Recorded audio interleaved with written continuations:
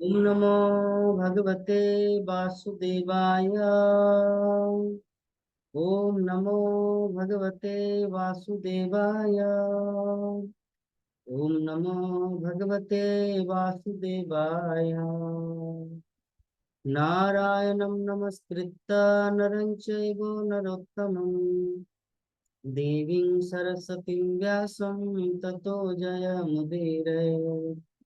नष्टप्रायेषु अभद्रेषु नित्यं भागवत सेवया भगवती उत्तमश्लोके भक्तिर्भवति नष्टकी। मुखं करोति वाचालं पङ्गुलङ्घते गिरिं यत्कृपातमं वन्दे श्रीगुरुनदिनतारिणं परमानन्दमाधवं श्रीचैतन्यईश्वरा। हरे कृष्ण। तो आप सभी भक्तों का हमारे श्रीमद् भागवतम की कक्षा में हार्दिक अभिनंदन और सुस्वागतम। आज का हमारा टॉपिक है श्रीमद् भागवतम के द्वितीय स्कंद पंचम अध्याय श्लोक संख्या 25 to 85। अध्याय का नाम है समस्त कारणों के कारण। समस्त कारणों के कारण हम लोग समझ गए कि भगवान श्री कृष्ण ही एकमात्र सभी कारणों के परम कारण।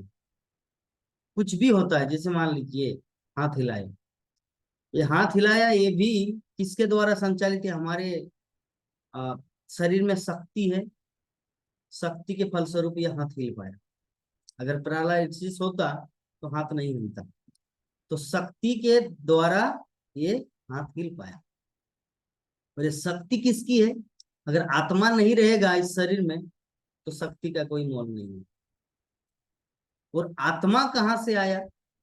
आत्मा का स्रोत क्या है? आत्मा का स्रोत है परमात्मा। और परमात्मा कौन है? वो भगवान श्री कृष्ण। तो अल्टीमेटली कुछ भी होता है इस संसार में, सब कुछ का आदि कारण है भगवान श्री कृष्ण। इसीलिए उनको कहा जाता सर्व कारणों का कारण, सर्व कारण कारणम। तो समस्त कारणों के कारण यह अध्याय हमारा है। तो आज का जो श्लोक है 25 नंबर श्लोक में वर्णन किया गया है कि मिथ्या अहंकार के अंधकार से 5 तत्वों में से पहला तत्व आकाश उत्पन्न होता है। और इसका सूक्ष्म रूप शब्द का गुण रूप शब्द।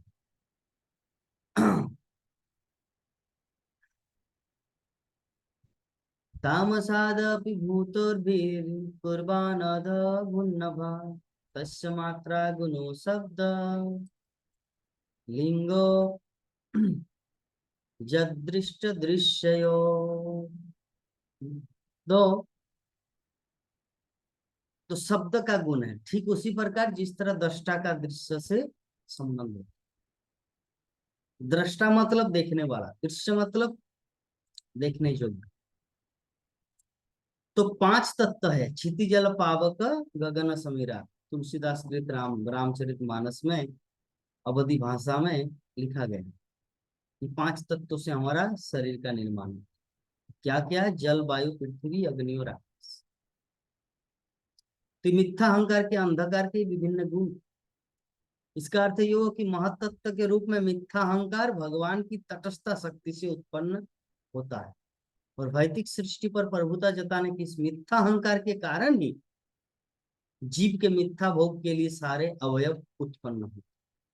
तो जीव भोक्ता के रूप में भौतिक तत्वों के ऊपर प्रधान कारक बना रहता है, यद्यपि पृष्ठभूमि में परमेश्वर है। सबके ऊपर भगवान श्री कृष्ण है। वास्तव में भगवान के अतिरिक्त अन्य कोई भोक्ता नहीं किया जा सकता। हम लोग भोक्ता नहीं है। जैसे मान लीजिए अभी हमारा शरीर स्वस्थ है, अच्छी तरह खाना भी खा रहे हैं, गाड़ी भी चला रहे हैं, कहीं पर घूमने भी जा रहे हैं, सब कुछ ठीक। जैसे ही कुछ बीमारी होगा, बुखार आ गया, ये तबीयत खराब हो गई, तब पता चलता है कि हम भोक्ता है या क्या। तो अल्टीमेटली हम भोक्ता नहीं, एकमात्र भोक्ता भगवान श्री कृष्ण। जीवात्मा झूठे ही भोक्ता बनना चाहता है। तो मिथ्या अहंकार का यही मूल। जब मोहग्रस्त जीव इसकी इच्छा करता है तो भगवान की इच्छा से छाया तत्व उत्पन्न होते हैं, और जीवों को उनके पीछे उसी तरह दौड़ने दिया जाता है जिस तरह मिर्ग मरीचिका के पीछे मिर्ग। इसे इस संबंध में एक एग्जाम्पल दिया जा सकता है, इसलिए प्रभुपाद तात्पर्य में वर्णन करते हैं कि जैसे एक बच्चा चंद्रमा को छूना चाहता है, तो माता पिता उनको कितना भी समझाए, वो बच्चा समझ नहीं पाएगा कि चंद्रमा उनसे दूर है। तो माता पिता क्या करते हैं, एक बड़ा आईना लेकर दिखा देते हैं ये चंद्रमा, और वो बच्चा उस आईना को पकड़ते और ऐसा उनको ऐसा फील होता है कि मैं चंद्रमा को पकड़। तो उसी प्रकार जो जीवात्मा है, यद्यपि भोक्ताराम जगत तपसांग एकमात्र कृष्ण है, लेकिन जीवात्मा जो होते हैं उनके अंदर में भी ये वासना आते हैं कि मैं भी भोक्ता हूं। तब भगवान क्या करते हैं, क्योंकि आध्यात्मिक जगत पूरी तरह सत्य है, सचित आनंद, वहां पे कोई झूठा या ड्रामा नाटक नहीं चलता, वहां पे रियल काम होता है। तो वहां पे आध्यात्मिक जगत में जब कोई जीवात्मा इच्छा करते कि मैं भी भोगता हूं, तब भगवान उनके लिए एक आईना का चंद्रमा निर्माण करते। कहने का मतलब एक भौतिक सृष्टि उनको करना पड़ता है, जिससे व्यक्ति खुद अपने परिवार का मालिक होता है, अपनी पत्नी का पति होता है, मालिक। तो इस प्रकार उनको इस संसार में छोड़ दिया जाता है, ताकि जाओ, तुम्हारी इच्छा है भोक्ता बनने का, जाओ देखो माया का लात के खा के आओ। तो पहले ध्वनि तन्मात्रा उत्पन्न होती है, उसके बाद आकाश तत्व निर्माण होता है। और इस श्लोक में पुष्टि की गई है कि वास्तव में ऐसा ही होता है, लेकिन ध्वनि आकाश का सूक्ष्म रूप है, और इनमें से जो अंतर है वो दृष्टा तथा दृश्य के अंतर जैसा है। जबकि ध्वनि वास्तविक वस्तु का प्रतिरूप, जिस तरह वस्तु के बारे में बोला हुआ शब्द या ध्वनि उस वस्तु के वर्णन का बोध कराता। जैसे मैं अभी बोलूंगा हिमालय, तो हिमालय जैसे ही उच्चारण करेंगे शब्द, तो ऑटोमेटिकली दृश्य, दृष्टा, दृष्टा हम है, तो दृश्य ऑटोमेटिकली प्रकाशित हो जाता है। हिमालय मतलब एक पहाड़।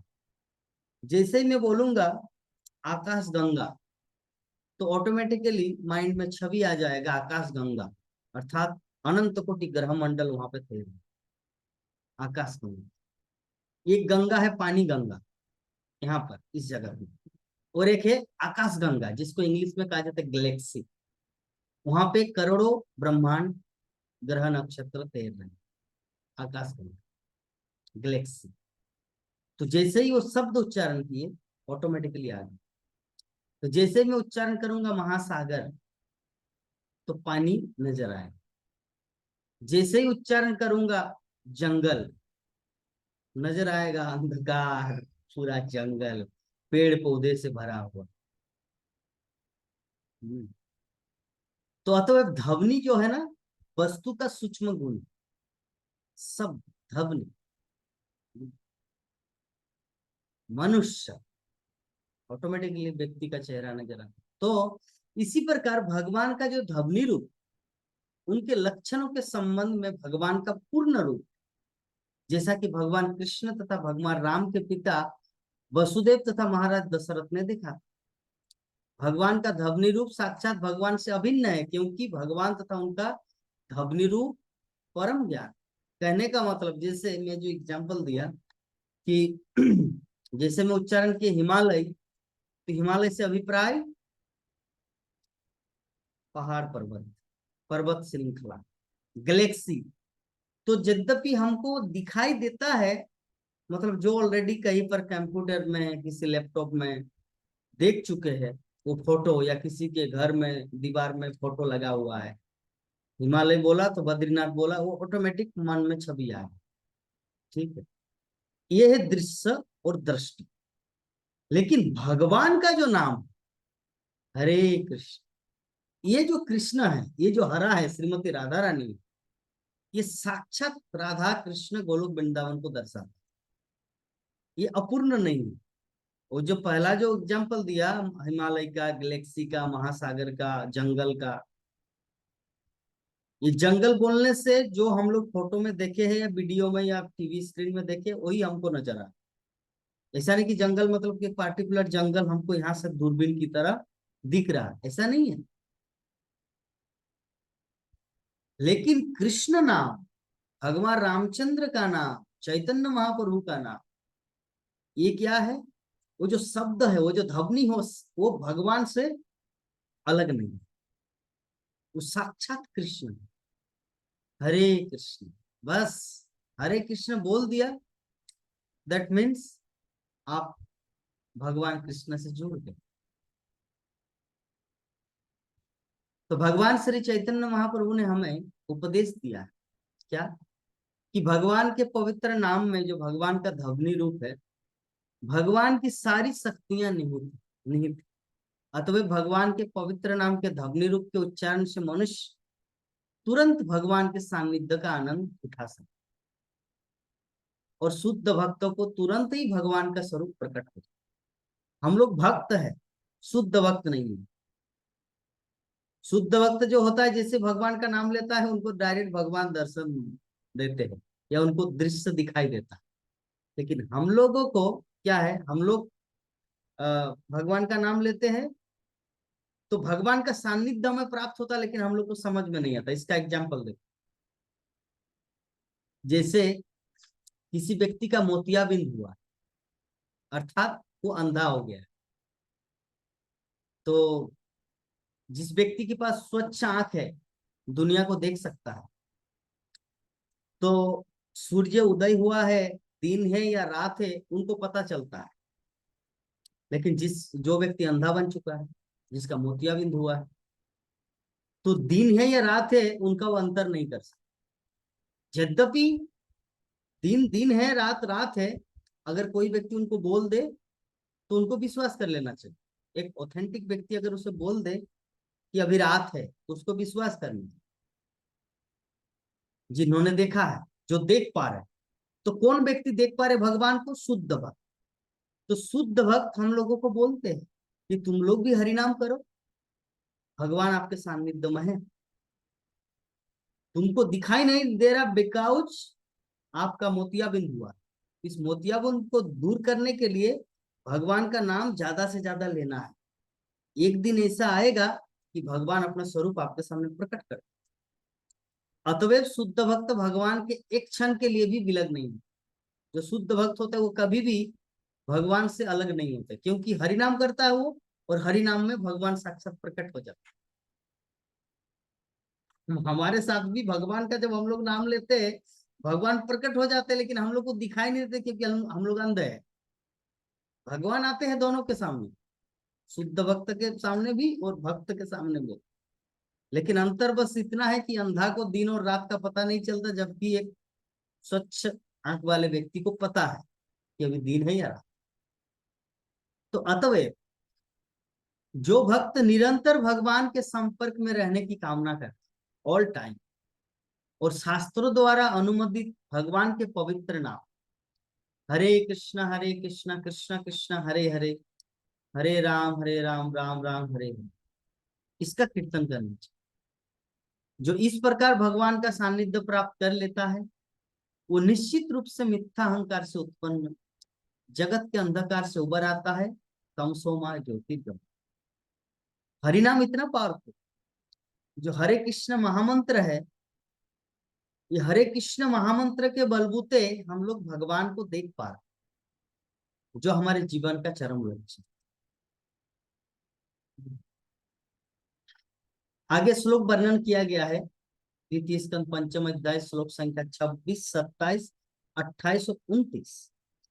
नभसोऽथ विकुर्वाणादभूत स्पर्श गुणो नीला, परावन्दश्चन संप्राण ओजसहो बलम्, वायोरपि विकुर्णबाणात् कालकर्मस्य भावत, उत्पद्यत तेजोवेरूपवत् स्पर्श शब्दवत्, तेजसस्तु विकृपाणादिसंभूरसात्मकम्, रूपवत् स्पर्श बचाम्भोगोऽसवच्च परान्नत, विशेषस्तु विकुर्वाणं दम्भसो गन्धवानवत्, परान्वयाति रस स्पर्श शब्द रूप गुणान्वित। तो चूंकि आकाश रूपांतरित होता है, आकाश रूपांतरित होता है, इसका मतलब कभी बादल आता है तो कभी निर्मल आकाश बन जाते हैं, कभी घनघोर वर्षा होती है तो कभी पूरा धूप, तो कभी कोहरा हो जाता है। तो इस प्रकार बादल अपना, आकाश जो है ना, अपना रूप चेंज करता है, रूपांतरित होता है। अतः स्पर्श गुण से युक्त वायु उत्पन्न होती है। और पूर्व परंपरा के अनुसार वायु शब्द तथा आयु के मूलभूत तत्व अर्थात स्पर्श, मानसिक शक्ति तथा शारीरिक बल से भी पूर्ण हो। काल तथा प्रकृति के साथ ही जब वायु रूपांतरित होती है तो अग्नि उत्पन्न होती है, और ये स्पर्श तथा ध्वनि का रूप धारण करती है, चूंकि अग्नि भी रूपांतरित होती है, अथवा जल प्रकट। और जो रस तथा स्वाद से पूरित होता है, परंपरा अनुसार यह भी रूप, स्पर्श तथा शब्द से परिपूर्ण होता है। और जब यही जल अपनी नाना रूपता समेत पृथ्वी में रूपांतरित होता है तब वो सुगंधिमय प्रतीत होता है। और परंपरा अनुसार यह रस, स्पर्श, शब्द तथा रूप के गुणों से पूरित हो। इसको कैसे समझें? जैसे गाय का दूध, गाय का दूध से आप पेड़ा भी बना सकते हैं, गाय का दूध से गुलाब जामुन भी बना सकते हैं, गाय का दूध से मीठा भी बना सकते हैं, गाय का दूध से कुछ भी बना सकते हैं, पायस। तो उसी प्रकार ये जो है महत्त्व से कितना कुछ प्रकट हो रहा है, आकाश, जल, पृथ्वी, अग्नि, ये सब प्रकट हो रहा है। गाय के दूध से जैसे बहुत कुछ बनाया जाता है, उसी तरह। तो संपूर्ण सृष्टि का प्रक्रम कर्मिक विकास कार्य है, और एक तत्व से दूसरे तत्व का विकास। जैसे दूध से दही बनता है, पहला विकास। दही से घी बनता है। तो ये जिसमें पृथ्वी में नाना रूपता प्राप्त होती है, जिसमें इतने सारे वृक्ष, पौधे, पर्वत, नदियां, सरीसृप, पक्षी, पशु तथा तरह तरह के मनुष्य में, तो इंद्रिय अनुभूति का गुण भी विकासमान है, अर्थात ये शब्द से उत्पन्न होता है, फिर स्पर्श, और स्पर्श से रूप बनता है। आकाश, वायु, अग्नि, जल, पृथ्वी के कर्मिक विकास के साथ साथ स्वाद तथा गंध भी उत्पन्न होते हैं।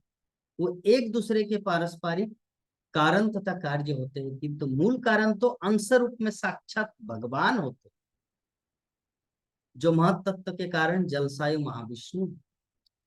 इसीलिए ब्रह्म संहिता में भगवान कृष्ण को समस्त कारणों का कारण बताया गया। और भगवत गीता में भी दसम अध्याय के 8 नंबर श्लोक में अहं सर्वस्व प्रभवो मत्त सर्वं प्रवर्त इति मत्ता भजन्ते मां बुधा भाव समूह। जो भगवान को समस्त कारणों का कारण, सभी वस्तुओं का स्रोत जानता है, वही व्यक्ति उनकी भक्ति करने में, या उनकी भक्ति करने के योग्य बनता है। तो इंद्रिय अनुभूति के सारे गुण पृथ्वी में पूरी तरह से आते हैं, और वही कुछ कम हद तक अन्य तत्वों में प्रकट होते हैं। आकाश में केवल शब्द होता है, किंतु वायु में शब्द तथा स्पर्श दोनों होते हैं। अग्नि में ध्वनि, स्पर्श तथा आकार होते हैं, और जल में अन्य अनुभूतियों यथा ध्वनि, स्पर्श तथा आकार के अतिरिक्त स्वाद भी होता है। तो किंतु पृथ्वी में उपयुक्त गुणों के अतिरिक्त गंध का भी अतिरिक्त विकास होता है। अतः पृथ्वी पर जीवन की विविधता का पूर्ण प्रदर्शन होता है। उस जीवन का जो मूलतः वायु को मूल तत्व मानकर प्रारंभ होता है। शारीरिक रोग जीवों के भीतर, शरीर के भीतर वायु में विकार में आ जाने से होते हैं। मानसिक रोग शरीर के भीतर वायु के विशेष कुपित होने से होता है। अथवा यौगिक व्यायाम वायु को ठीक रखने से विशेष लाभप्रद होते हैं। तो यहाँ पे हम लोग आयुर्वेद के सिद्धांत पे आ जाते हैं। श्रील प्रभुपाद तात्पर्य में बहुत सुंदर ढंग से वर्णन किए कि हमारे पूरे शरीर में जो रोग होता है, रोग का मूल कारण है वायु। ये हमारे सामने एक डॉक्टर है, शांतानु प्रभु जी।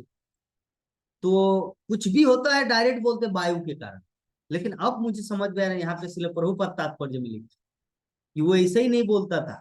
मैं सोच रहा था कि ये तो आयुर्वेद डॉक्टर है, इसीलिए ये सिर्फ वायु वायु वायु रोग, वायु के कारण हवा घुसने के कारण ये सब।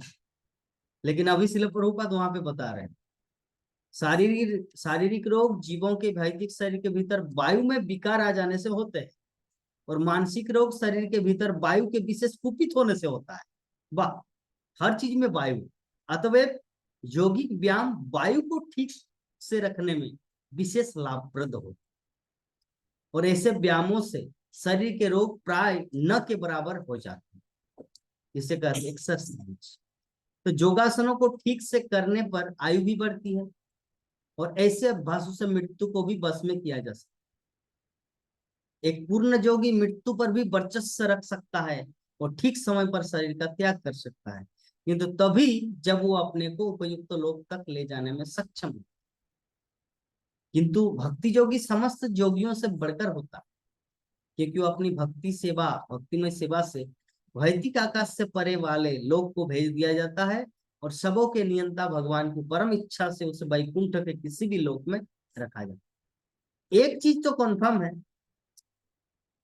कि जो भी व्यक्ति भक्ति जीवन में आया, हरि नाम करता, मरने के बाद वैकुंठ तो निश्चित निश्चित कन्फर्म। अभी गोलोक वृंदावन जाने के लिए क्वालिटी होना चाहिए। गोलोक वृंदावन जाने का क्वालिटी, और सिर्फ ओनली भक्ति कर रहे हैं, कोई प्रचार प्रसार नहीं कर रहे, भक्ति कर रहे, हरि नाम कर रहे, अपने लड्डू गोपाल की सेवा में लगे हुए हैं, खाना पीना बनाना, जो ऐसे सिर्फ अपना भक्ति में लगे हुए हैं,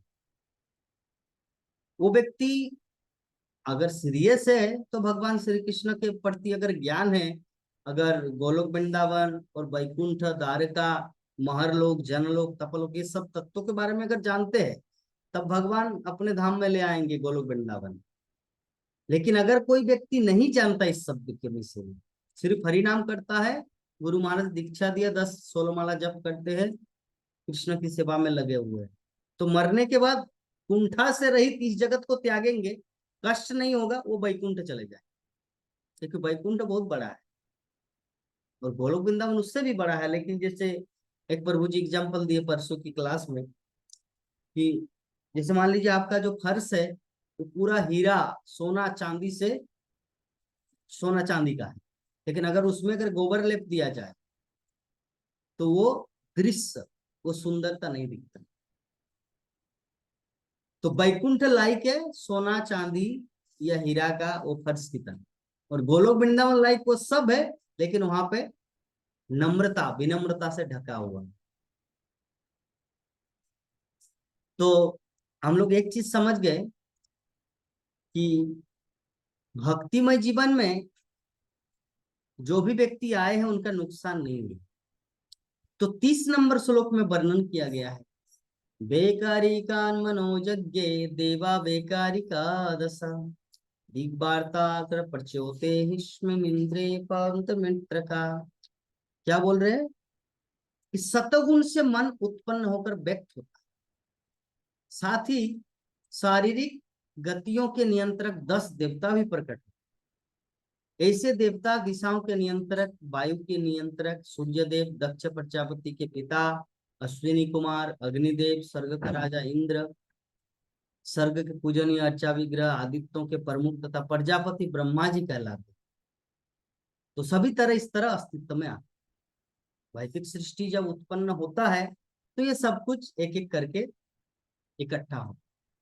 तो वैकारिक सृष्टि की उदासीन अवस्था है और तेजस सृष्टि का प्रारंभ शुभारंभ। तो जबकि तमस अज्ञान के अंतर्गत इस वैदिक सृष्टि का पूर्ण प्रदर्शन, फैक्ट्रियों तथा कार्यशालाओं में जीवन की आवश्यकताओं का निर्माण ही कलियुग में सर्वाधिक प्रमुख, और यही निर्माण अज्ञान की सर्वोच्च अवस्था। ये जितने बड़े बड़े शहर आप देख रहे हैं, गुरुग्राम, नोएडा, पुणे, बेंगलोर, हैदराबाद, ये बड़े बड़े सिटी, इलेक्ट्रिक क्या बोलते हैं, टेक्निकल, बड़े बड़े कंपनी, बड़े बड़े फैक्ट्रियां वहां पर, इसीलिए वहां पर उतने सारे लोग जाते हैं काम करने।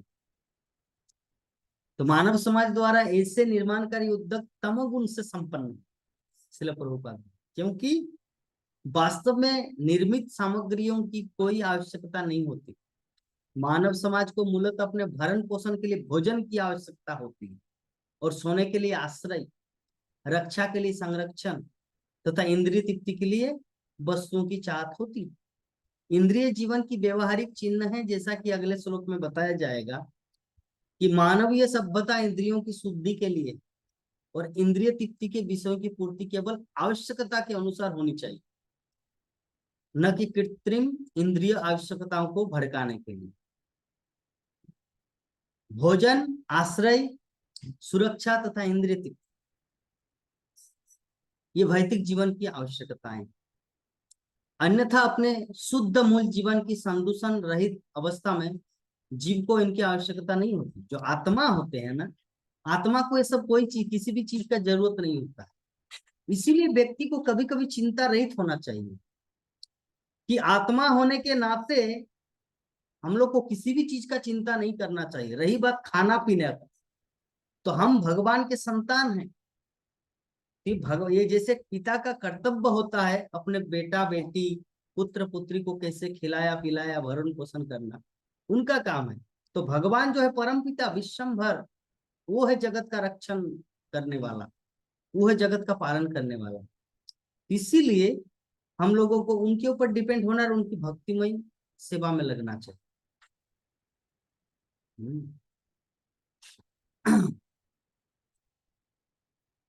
वैदिक सभ्यता का मानक बन गया है ये इंद्रिय तृप्ति, और जीवन की विशुद्ध अवस्था में ऐसी आवश्यकता नहीं उठती। तो इस तरह कृत्रिम आवश्यकताएं बढ़ाना, जैसा कि वैदिक सभ्यता का मानक बन गया है, या मानव समाज का आर्थिक विकास करना, एक प्रकार से ज्ञान के बिना अंधकार में हाथ चलना। आजकल लोग पैसा कमाने में इतने उलझे हुए हैं, वो इसी जीवन के बारे में सोच रहे हैं। अगले जीवन में क्या होना चाहिए उसके बारे में कोई इंफॉर्मेशन ही नहीं है, कोई ज्ञान का इंस्टीट्यूट ही नहीं है। एकमात्र इस्कॉन या वैदिक साहित्य ही, या हमारे आचार्य वर्ग की जो शिक्षाएं हैं, वही हम लोगों को दूसरे जीवन में कैसे प्लान किया जाए, कैसे सेटल हुआ जाए, वो जानकारी देता है। इसीलिए वैदिक साहित्य को बहुत ही अच्छी तरीके से हम लोग को स्टडी करना चाहिए। परमेश्वर ऐसी व्यस्तता से मनुष्य की शक्ति नष्ट होती, क्योंकि मानवीय शक्ति इंद्रियों को शुद्ध करने के लिए, जिससे उन्हें भगवान की इंद्रियों को तुष्ट करने में लगाया जा सके। परमेश्वर समस्त इंद्रियों के स्वामी ऋषिकेश, क्योंकि वो आध्यात्मिक इंद्रियों के अधिकारी है। तो ऋषि का अर्थ है इंद्रियां तथा है, इसका अर्थ है स्वामी। तो भगवान इंद्रियों के दास नहीं है, दूसरे शब्दों में इंद्रियों के निर्देश पर नहीं चलते। हाँ, बद्ध जीव या जीव विशेष इंद्रियों के दास होते, वो इंद्रियों के इशारों पर चलते हैं। इसीलिए वैदिक सभ्यता एक प्रकार से इंद्रिय तृप्ति की व्यस्तता मात्र है। मानव सभ्यता, मानव जीवन की जो सभ्यता है, बद्धावस्था, कि भगवान मापदंड, ये जो हमारी इंद्रिय तृप्ति, इंद्रिय तृप्ति के मापदंड रूपी रोग का उपचार करना चाहिए। इसलिए इतने सारे वैदिक साहित्य है। और यदि कोई भगवान की आध्यात्मिक इंद्रियों को तुष्ट करने का निमित्त मात्र बन जाए तो ऐसा कर सकता। इंद्रियों को कभी उनके व्यापारों से रोकना नहीं चाहिए। इंद्रियों की जो इच्छा है उसको दबाया नहीं जा सकता, बस बल्कि मोड़ा जा सकता है दूसरे टर्न में। जैसे बच्चे, बच्चे का काम है चंचलता। तो अगर आप बोले कि बच्चे तुम मेरे जैसे चुपचाप रहो, एक 60 वर्ष का बूढ़ा या 50 साल का एक वृद्ध व्यक्ति, ये वृद्ध नहीं, एक वयस्क जो उम्र हो चुका है, तो उनके पास समझ है। वो गंभीर भी रह सकता है, चुपचाप भी रह सकता है, बोल भी सकता है, नहीं भी बोल सकता, उनके पास समझ है। लेकिन बच्चे को भी अगर बोले कि तुम भी मेरे जैसे बनो, तो संभव नहीं है। लेकिन बच्चे को अगर दूसरे दिशा में मोड़ा जाए, ठीक है तुम चंचल खेल कूद कर रहे हो, चलो कृष्ण का ये पुतला लो, कृष्ण के साथ खेलो, ठीक है। तो इस प्रकार किसी न किसी रूप में हम लोग उनको लगा सकते हैं कृष्ण से बन।